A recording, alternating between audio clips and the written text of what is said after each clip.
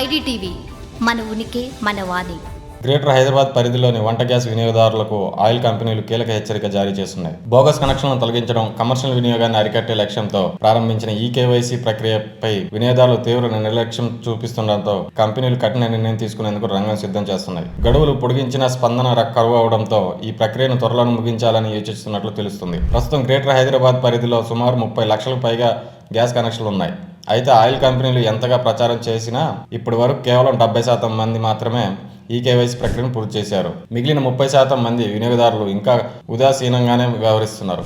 మొదట 2024 జూన్లో ఏడాది గడువు ఇచ్చి ఆ తర్వాత దీనికి నిరంతర ప్రక్రియగా కొనసాగించినప్పటికీ జనం నుంచి సరైన స్పందన లభించలేదని అధికారులు అసంతృప్తి వ్యక్తం చేస్తున్నారు. గతంలో 2014లో మొదలుపెట్టిన ఈ కేవైసీని 5 ఏళ్ల పాటు కొనసాగించగా ఈసారి మాత్రం 2 ఏళ్లలోనే ప్రక్రియను ముగించేలా కంపెనీలు ప్రణాళికలు సిద్ధం చేస్తున్నాయి. ప్రస్తుతం మార్కెట్లో గ్యాస్ సరఫరా కొరత కూడా ఉండడంతో ఈ కేవైసీ పూర్తి కాని కనెక్షన్లకు సిలిండర్ల కోత విధించే అవకాశాలు ఎక్కువగా కనిపిస్తున్నాయి. గ్రేటర్ పరిధిలోని అనేక టిఫిన్ సెంటర్లు, చిన్న హోటళ్లు, స్ట్రీట్ వెండర్లు వ్యాపార ప్రయోజనాల కోసం కమర్షియల్ సిలిండర్లను వాడకుండా చౌకగా లభించే గృహవసర సిలిండర్లను యథేచ్ఛగా వినియోగిస్తున్నారు.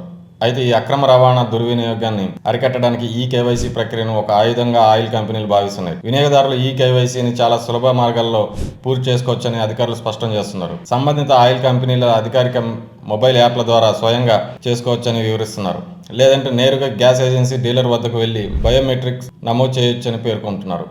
ఇంటికి గ్యాస్ సిలిండర్ డెలివరీ ఇవ్వడానికి వచ్చే డెలివరీ బాయ్స్ ఫోన్లలో ఉండే యాప్ ద్వారా కూడా క్షణాల్లో పూర్తి చేసుకోవచ్చని చెబుతున్నారు. వినియోగదారులు ఈ అవకాశాన్ని ఉపయోగించుకొని తక్షణమే ఈ కేవైసీ పూర్తి చేసుకోకపోతే భవిష్యత్తులో గ్యాస్ సరఫరా నిలిచిపోయి తీవ్ర ఇబ్బందులు పడాల్సి వస్తుందని డీలర్లు స్పష్టం చేస్తున్నారు.